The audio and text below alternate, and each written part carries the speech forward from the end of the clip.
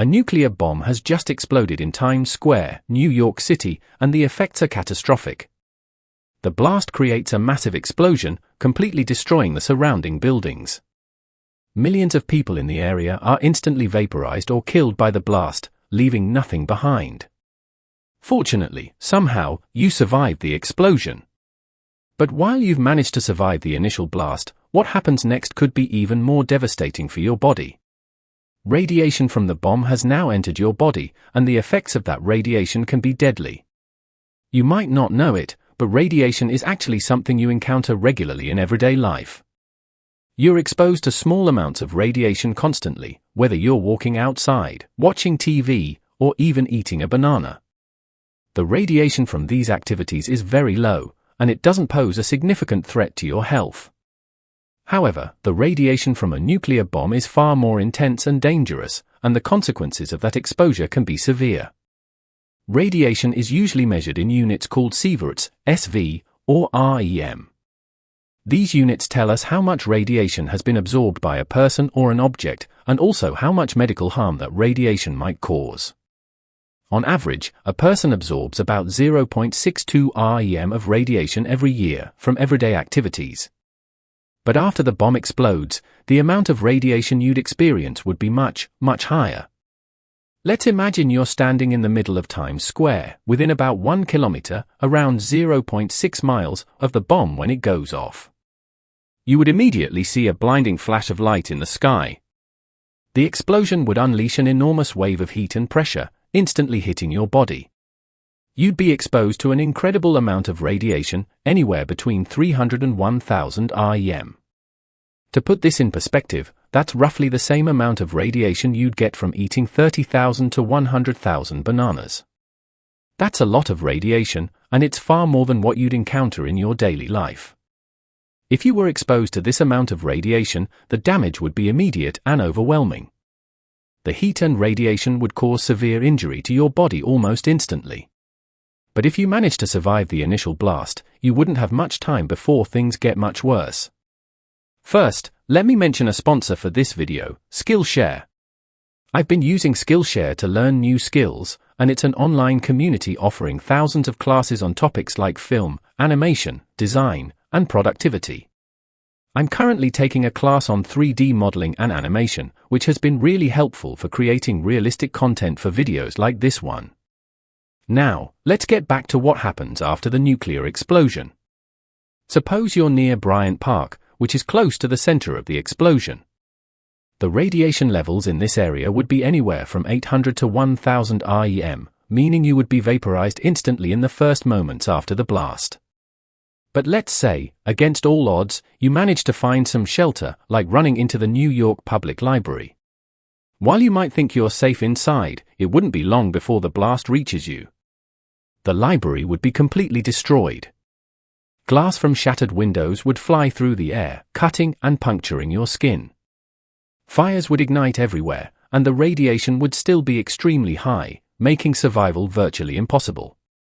However, if you somehow survived the initial blast and the destruction, the radiation inside your body would begin to cause severe internal damage.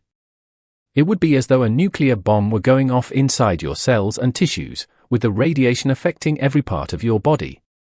Within hours, you would begin experiencing symptoms like nausea, vomiting, headaches, and fever. These symptoms happen because the radiation affects the brain and certain neurotransmitters that trigger these responses. As the hours and days go by, things would get much worse. Your body would start showing signs of acute radiation syndrome, which include severe symptoms like diarrhea due to the radiation damaging the cells in your intestines. If the damage to your intestines is bad enough, you could die within 10 to 20 days. The radiation would also destroy your bone marrow, which is responsible for producing platelets. Without platelets, your blood wouldn't be able to clot properly, and you would start bleeding uncontrollably. This is another deadly consequence of radiation exposure. In addition, radiation would damage the stem cells in your body that are responsible for producing sperm. For men, this could lead to temporary infertility, as the cells that create sperm would be harmed. One of the most noticeable effects of radiation exposure would be hair loss. The radiation would damage the hair follicles, and you would begin losing your hair because the roots are no longer able to grow. If you were within close range of the explosion, particularly in Times Square, there's a very high likelihood, at least 50%, that you would not survive the radiation exposure. Even if you managed to escape the immediate blast, the after effects of the radiation would continue to take a heavy toll on your body. The radiation would cause widespread damage to your organs, tissues, and cells, and without immediate medical intervention, survival would be highly unlikely. In the end, the initial explosion might be the least of your worries. The radiation, the injuries, and the sickness that follow would be far worse, and your chances of survival would be extremely slim. If your bone marrow fails, your body won't be able to produce enough blood cells. This means you would experience severe bleeding, infections, and a weakened immune system. Fighting off infections would be nearly impossible, and the effects of radiation exposure would make things even worse. If you were outside the main blast radius of a nuclear explosion, you would receive a lower dose of radiation, around 10 to 20 rem. While this might seem less dangerous, it still has serious long-term effects. Over the next 2 to 8 years, you could develop leukemia. In fact, people exposed to significant radiation have a 50% higher chance of developing leukemia compared to those who were not exposed. Even if you avoid leukemia in the first several years, your risk of developing other cancers will remain high for the rest of your life. A 100 rem exposure increases your overall cancer risk by 50%. This includes cancers of the stomach, lungs, liver, and other organs. Additionally, you would face a higher chance of chronic liver disease, high blood pressure, and heart problems. Despite these risks, there are treatments available for those exposed to high doses of radiation. Doctors first determine the level of exposure by monitoring symptoms such as vomiting. Faster onset means a higher dose. Blood tests help assess white blood cell count, which indicates bone marrow damage. The first step in treatment is decontamination, which involves removing clothing and washing the skin with soap and water to get rid of radioactive particles. If the bone marrow is damaged, medications can help stimulate new white blood cells, and severe cases may require blood transfusions. Depending on the type of radiation exposure, additional treatments may be needed to help internal organs recover. Radiation exposure isn't limited to nuclear explosions. One of the most devastating nuclear disasters occurred on April 26, 1986, at the Chernobyl nuclear power plant in Ukraine. This accident released 400 times more radiation than the Hiroshima atomic bomb. The radiation exposure was equivalent to eating 6 trillion bananas. Within 3 months, 28 plant workers died from radiation exposure, and about 140 others developed acute radiation sickness. Even among the 600 workers who survived the initial explosion, many later suffered from leukemia and other radiation-related health problems. People living in nearby areas were also at risk. The wind carried radioactive particles into the air, contaminating the environment. While most people in these areas received only low levels of radiation, comparable to a CT scan, others faced greater dangers. One of the biggest risks came from consuming contaminated milk.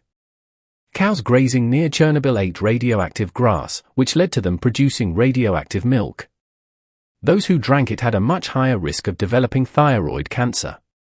Due to dangerous radiation levels, authorities evacuated the area and created a 30-kilometer, 19-mile exclusion zone. One of the abandoned cities in this zone, Pripyat, became a ghost town. Today, radiation levels in Chernobyl have decreased over time. Radioactive particles lose energy and become more stable, reducing the amount of radiation they emit. Now, it is possible to visit the exclusion zone for a short time without significant risk. Spending 2 weeks there would expose a person to about 3 to 4 rem of radiation. However, staying for a full year would result in dangerous levels of exposure, up to 90 rem. Even during short visits, some areas remain highly radioactive. One of the most dangerous spots is the Elephant's Foot, a mass of melted nuclear fuel and reactor material that settled in the basement of the reactor building. When the accident first happened, standing near it for just 5 minutes would have been fatal. Even today, it remains extremely dangerous and will continue to be hazardous for decades, if not centuries. To protect visitors, the entire reactor has been enclosed in a massive dome. Now, let's consider a completely different scenario, one that takes place beyond Earth. Imagine it's the year 2042, and you are part of the first human mission to Mars. While the journey is exciting, one of the biggest concerns is radiation. Unlike Earth, Mars does not have a magnetic field to shield it from space radiation. The planet also lost most of its atmosphere due to intense solar winds. As a result, radiation levels on Mars are 40 to 50 times higher than on Earth. Scientists still don't fully understand the effects of long-term radiation exposure in space.